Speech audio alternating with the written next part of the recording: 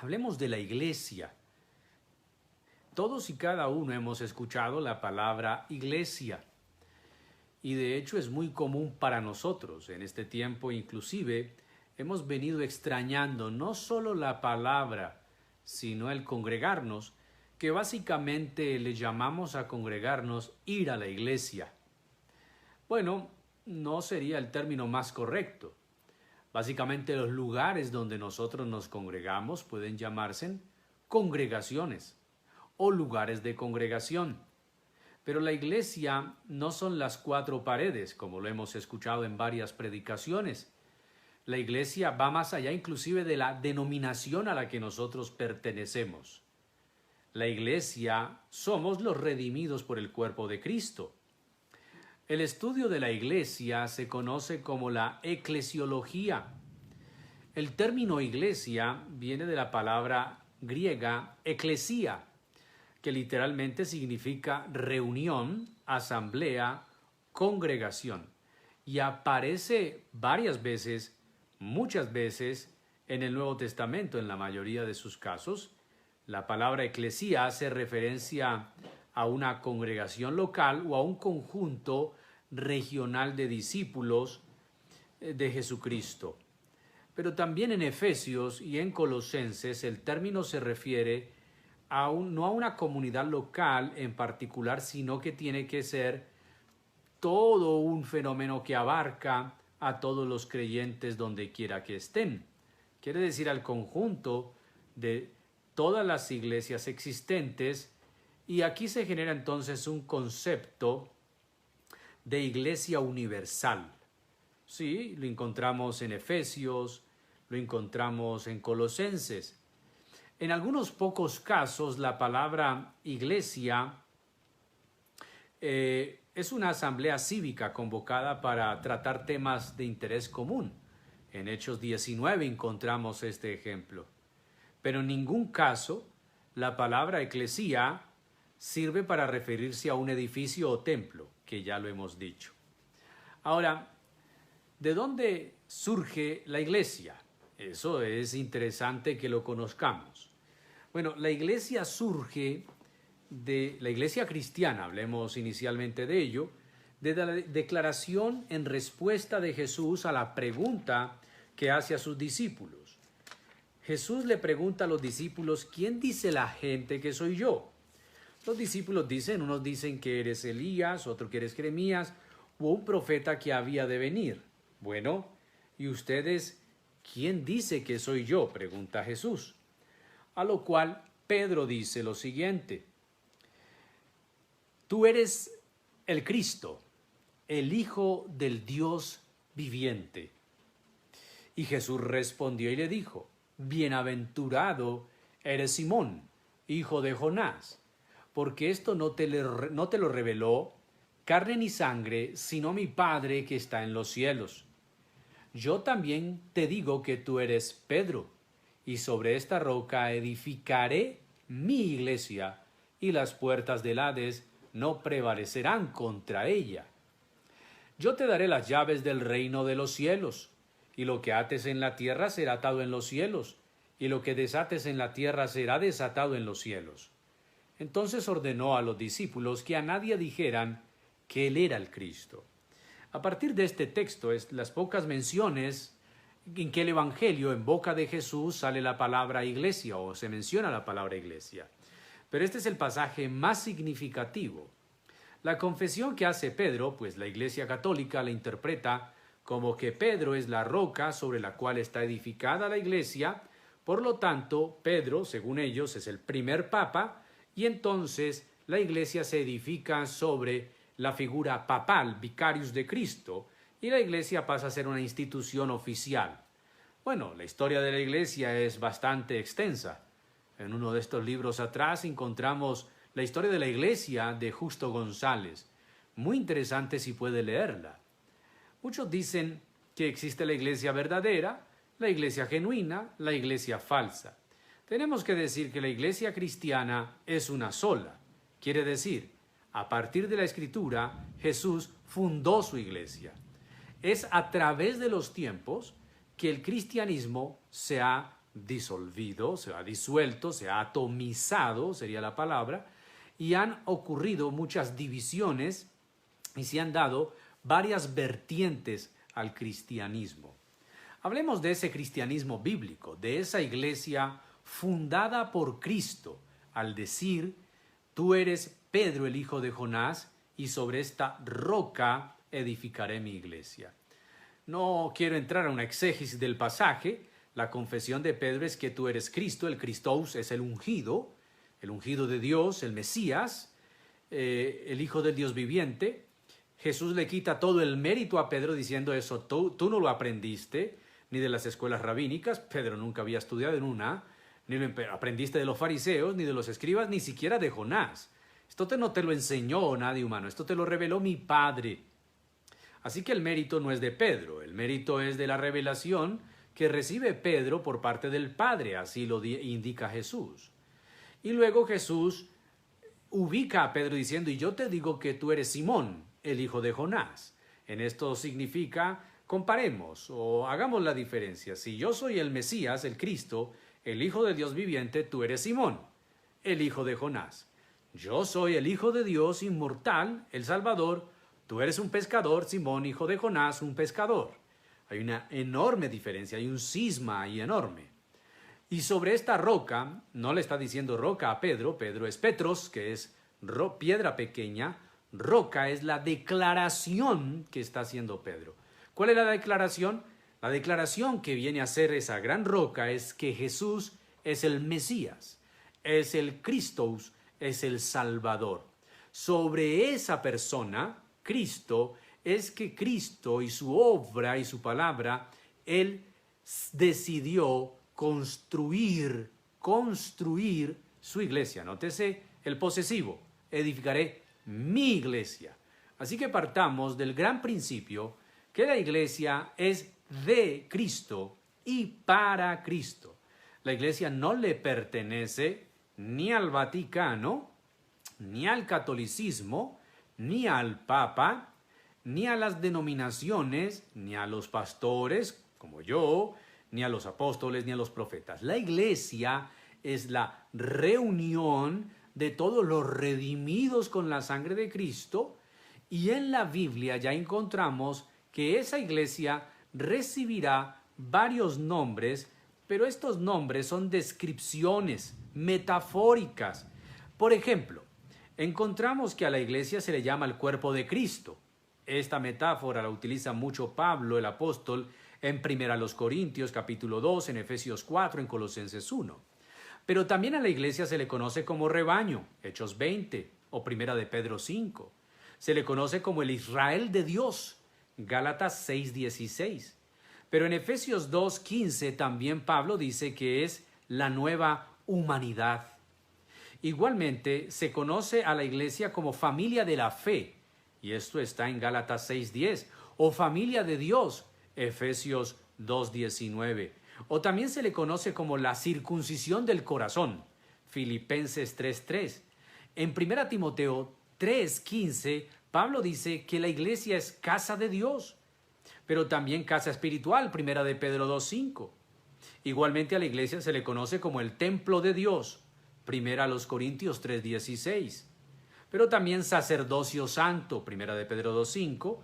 Linaje escogido, 1 de Pedro también 2, 9. Pueblo perteneciente a Dios, nación santa. Eso está ahí en ese mismo pasaje de 1 de Pedro 2. Y de estas y otras imágenes, el Nuevo Testamento se refiere a la iglesia y se le concibe a la iglesia como una comunidad que por la gracia de la elección de Dios y por medio de la fe en Jesucristo tiene una relación especial con Dios que la hace heredera. Escúchese esto, fundamental. La hace heredera de las promesas y responsabilidades establecidas por el pacto de Dios con Abraham, que se proyecta hacia el futuro hablando del linaje o de la simiente de Abraham, en la cual serían benditas todas las familias de la tierra. Nótese que la iglesia entonces es de Dios. Mi iglesia, Jesús lo dice en Mateo 16, Él la edifica Sobre él, el fundamento de la iglesia es Cristo Jesús.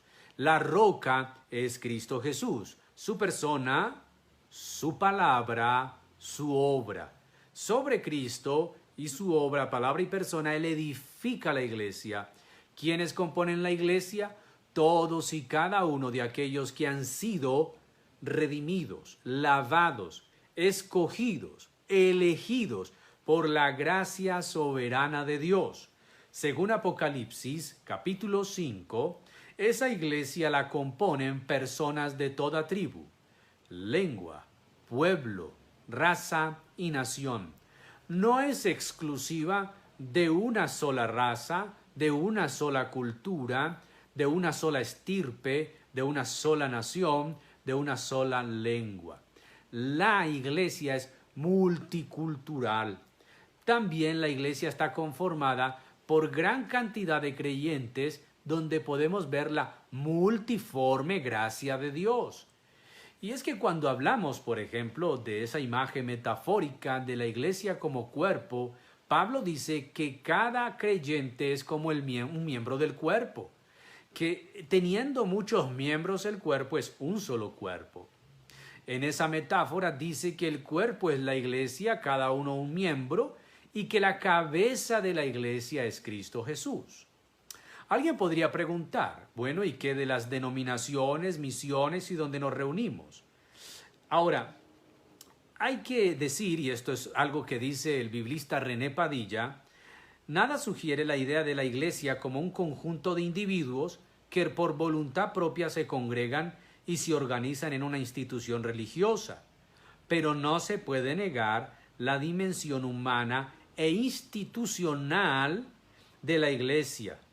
Después de todo, la iglesia es parte de la sociedad civil y es necesario subrayar que ella se origina en la acción de Dios para crear una nación que sea testigo de su propósito redentor, agentes de la misión en medio de las naciones de la tierra. Y esa es la función de la iglesia. La función de la iglesia es ser emisarios. En palabras de Pablo, Pablo dice que nosotros somos embajadores de Cristo, por medio de los cuales Dios pide al mundo que se reconcilien con Él.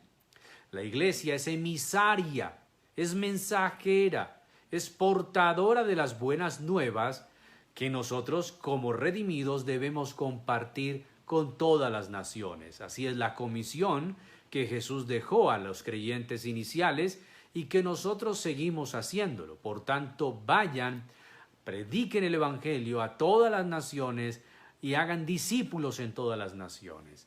Así que la iglesia es de Cristo, está fundada sobre Él y tiene como función proclamar, mostrar a Jesús, anunciar las virtudes de aquel, como dice Pedro, que nos llamó de las tinieblas a la luz admirable. Tristemente, a través de los siglos, la iglesia ha perdido sus nortes, sus propósitos. Tenemos que decirlo así. En el primer siglo, la iglesia era una, estaba fuerte, inclusive hasta el tercer siglo.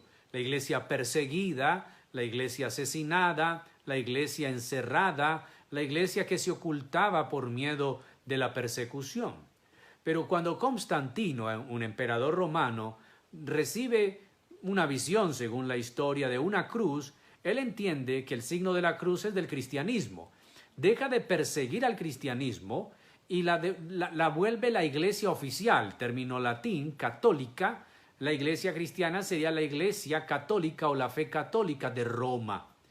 A partir de Constantino, el cristianismo entonces, que antes estaba escondido, los obispos y pastores escondidos, muchos martirizados, muchos murieron en el circo romano, fueron quemados, decapitados, devorados por leones, una cantidad de cosas, deportados.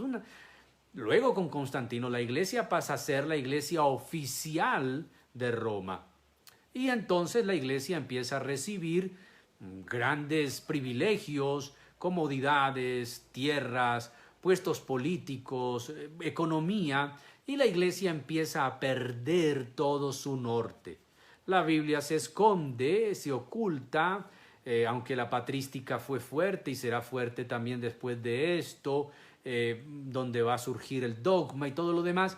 El caso es que la iglesia se enreda en todo lo que es el manejo del imperio. Constantino muere y el Papa coge una fuerza enorme, así que se fundamenta el dogma papal y crece toda una institución más política, más militar, más económica, más territorial, más imperial que una iglesia con propósito espiritual. Y por muchos siglos la iglesia cristiana se volvió más una institución de gobierno que un medio por el cual Jesús quería ser anunciado o mostrado a las naciones. Sí, con Constantino se impuso el cristianismo en lo que se llamaron las cruzadas.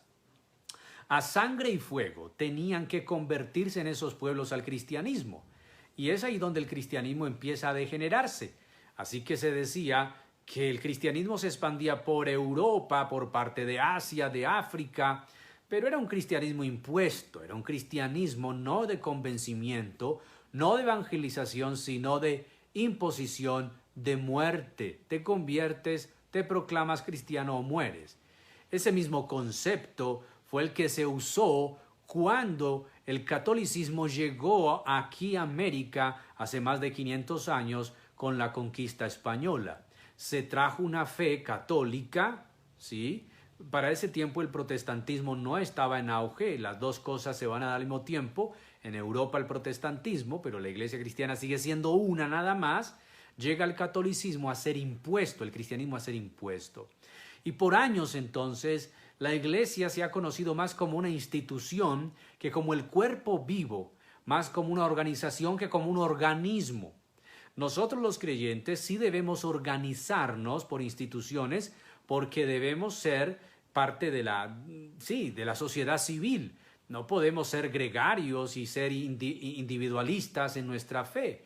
Tenemos que estar congregados en las misiones y denominaciones que nos representan y con las que identificamos nuestra doctrina y nuestra fe. Sin embargo, muchas veces hemos perdido el norte de ser iglesia, el fin de ser iglesia. El fin de ser iglesia es que debemos glorificar al dueño de la iglesia, que es Jesús. Tristemente, aunque la iglesia católica se volvió institucional y el Papa es el dueño, en el mundo evangélico no es diferente. A veces cada pastor, autoproclamado apóstol o patriarca o profeta, se ha vuelto el papa de su propio pequeño Vaticano, de su propio pequeño reino. Inclusive pastores que coartan el pensamiento de sus hermanos diciendo no vayan, no hagan, no digan, no piensen, no razonen y solamente quieren que su congregación vea, hable y piense como ellos. Está bien y debemos organizarnos en denominaciones. Pero cuando la misión o denominación ya empieza a adueñarse del reino, somos representantes del reino, no somos los dueños del reino. Pero cuando empieza a cambiarse el sentido de pertenencia por la expropiación del reino, son cosas muy diferentes. Creo que es bueno el orden. Yo he pertenecido a la misma iglesia durante mis 25 años de vida cristiana y no veo nada malo en eso. Pero también tengo gran amistad con personas de otras denominaciones y he visto la multiforme gracia de Dios en mis hermanos bautistas, presbiterianos, interamericanos, wesleyanos, en los luteranos. Ahí vemos la multiforme gracia de Dios. Porque cuando lleguemos al cielo no van a haber denominaciones. Hemos de ser solo uno en Cristo Jesús. Ahora, Cristo fundó la iglesia, pero ¿cuándo empezó la iglesia? Ahí tenemos que remitirnos a Hechos 2. El día del Pentecostés, cuando el Espíritu Santo fue derramado, ese fue el día en que nació la iglesia. La iglesia no nació antes ni después, nació ahí, en Jerusalén. El día del Pentecostés, los primeros cristianos fueron netamente judíos. Ese día que el Espíritu Santo vino, y desde ese día el Espíritu Santo está con nosotros y está en la tierra, ese día nació el cristianismo. Jesús la va a fundar, Jesús dice, es mi iglesia, está fundamentada sobre él, bendito sea su nombre, no está fundamentada sobre los gobiernos, sobre los sistemas, está fundamentada sobre Jesús y nace el día del Pentecostés. Ahí ese día, ese grupo de 120 predica a Pedro, se añaden 3000 y el evangelio empieza a extenderse. Como la iglesia cristiana primitiva, que era judía, no quería salir de Jerusalén, y la orden de Jesús era en Hechos 1:7, recibiréis poder cuando haya venido sobre vosotros el Espíritu Santo, y me seréis testigos en Jerusalén, en Judea, en Samaria, hasta el último de la tierra. La iglesia primitiva no quería salir de Jerusalén, corría el riesgo y el peligro de volverse una secta más judía. Dios permite una persecución con los cristianos allí en Jerusalén para que salgan.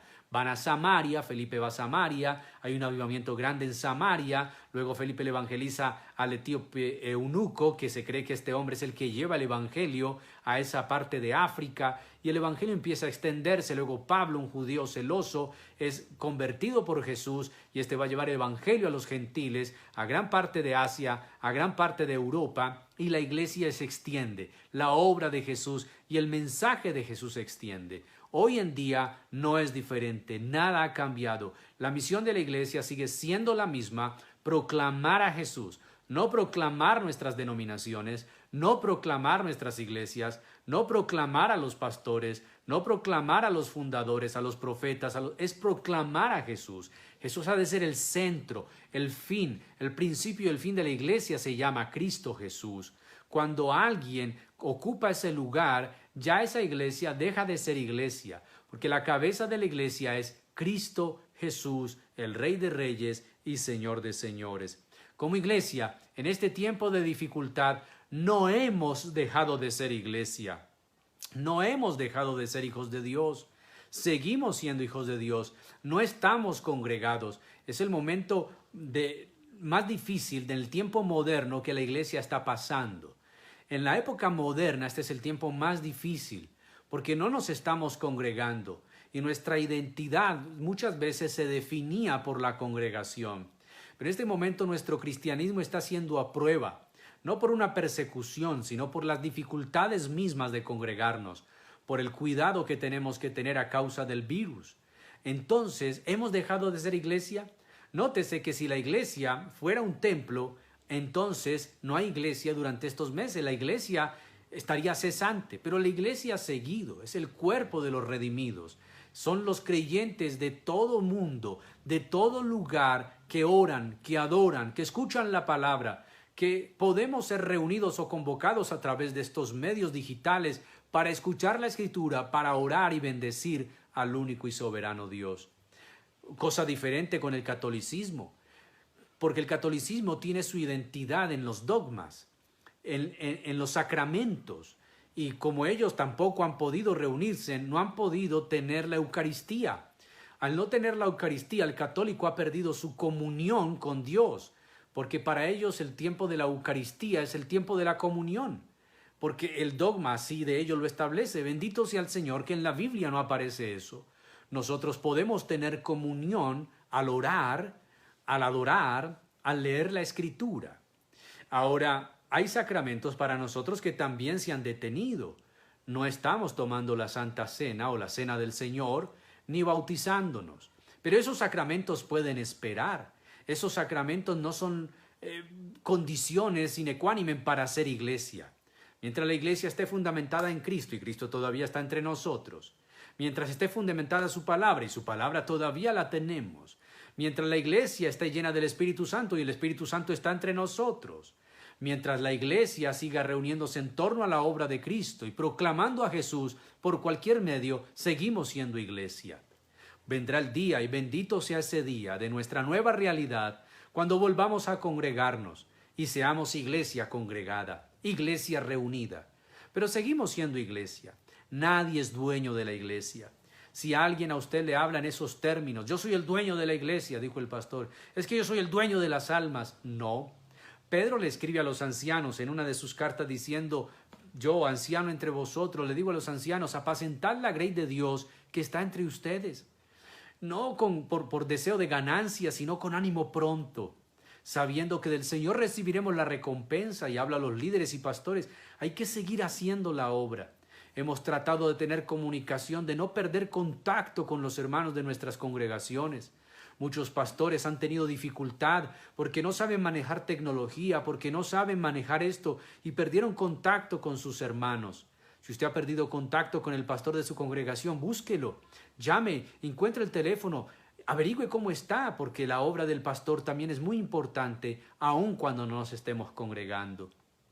Una pregunta: ¿por qué iglesia vendrá Jesús en el rapto, en su segunda venida? ¿Por la católica, por la evangélica, por la trinitaria, por la unicista? No. La iglesia de Cristo, aunque civil y terrenalmente esté puesta en estos entornos, la iglesia de Cristo es una sola. Martín Lutero hablaba de la iglesia visible y la iglesia invisible. ¿Cuál es la iglesia visible? La que se reúne en diferentes lugares, la que se reúne, adora, tiene liturgia. Pero la iglesia invisible es aquella que es redimida, los verdaderamente redimidos. Conoce al Señor, dice Pablo a Timoteo, conoce al Señor a los que son suyos. Y apártese de iniquidad todo el que invoca el nombre del Señor. Con esto no estoy diciendo que no hay que congregarse, hay que congregarse. Hoy no lo podemos hacer, pero en el momento en que podamos hacerlo, lo debemos hacer. Es una responsabilidad cristiana. Pero la iglesia invisible es la que es genuinamente redimida, salva, elegida por Dios. ¿Quién sabe quiénes son? Dios sabe quién son. Y el Espíritu Santo da testimonio a cada uno si somos hijos de Dios, si somos redimidos. Si no tienes testimonio en tu espíritu de que eres redimido, entonces no tienes a Cristo. No has sido lavado con la sangre preciosa del Cordero y tendrías que arrepentirte de tus pecados y venir a Jesús. Pero si tienes el Espíritu Santo da testimonio de que eres hijo de Dios y tienes fruto de un hijo de Dios, entonces eres redimido. Y cuando Cristo venga, vendrá por esa iglesia, que está constituida por personas de muchos lugares, tribus, pueblos, lengua y nación. Esa es la iglesia de Cristo, baluarte y columna de la verdad, como diría el apóstol Pablo. Ahora, mis queridos amigos, la mejor manera de entender la naturaleza y la misión de la iglesia es a la luz del reino de Dios. La iglesia no es el reino de Dios como tal, el reino de Dios es Cristo y su palabra y su obra. Pero la iglesia hace parte del reino de Dios y tiene la función y misión de anunciar el reino de Dios, de mostrar el reino de Dios. Así que gocémonos de que la iglesia está fundada sobre Cristo. Aunque el catolicismo diga que el Papa es vicarius de Cristo, esto es reemplazo de Cristo, el reemplazo de Cristo en la tierra, el único reemplazo de Jesús en la tierra es el Espíritu Santo. No los dejaré huérfanos, enviaré el Consolador. La iglesia es la representante de Cristo en la tierra. Qué gran privilegio hemos recibido. Y cada uno de nosotros somos embajadores de Dios por medio de Cristo. Y cada uno de nosotros somos miembros del cuerpo de Cristo y cada miembro tiene una función en particular. Has sido creyente por muchos meses y por muchos años. La pregunta que debes hacerte es, ¿qué hago yo en el cuerpo de Cristo? ¿Qué lugar ocupo? Y más que lugar ocupo, ¿qué función tengo? Debes ir a la oración y decirle al Señor, Señor, ¿qué quieres que yo haga? Como le dijo Pablo o Saulo, camino a Damasco. Señor, ¿quién eres tú y qué quieres que yo haga?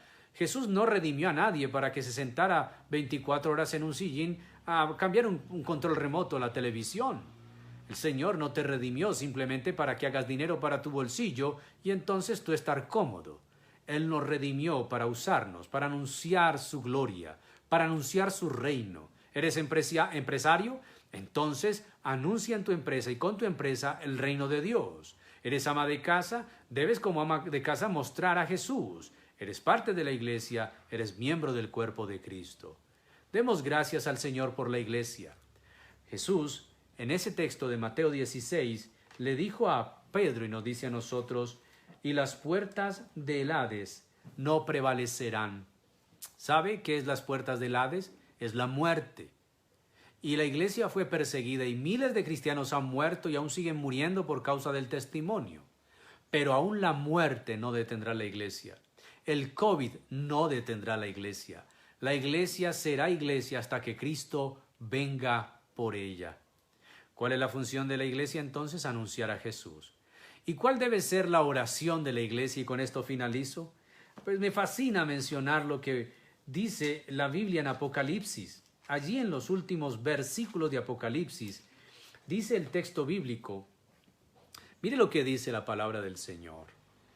Versículo 17 del capítulo 22 de Apocalipsis. Y el Espíritu y la esposa, que es la iglesia, dicen ven. El que oye diga ven, y el que tenga sed venga, y el que desea tome gratuitamente del agua de la vida. ¿Cuál debe ser la oración de la iglesia en estos días? Señor, ten misericordia del mundo, pero también, Señor, ven por tu iglesia, ven de nuevo,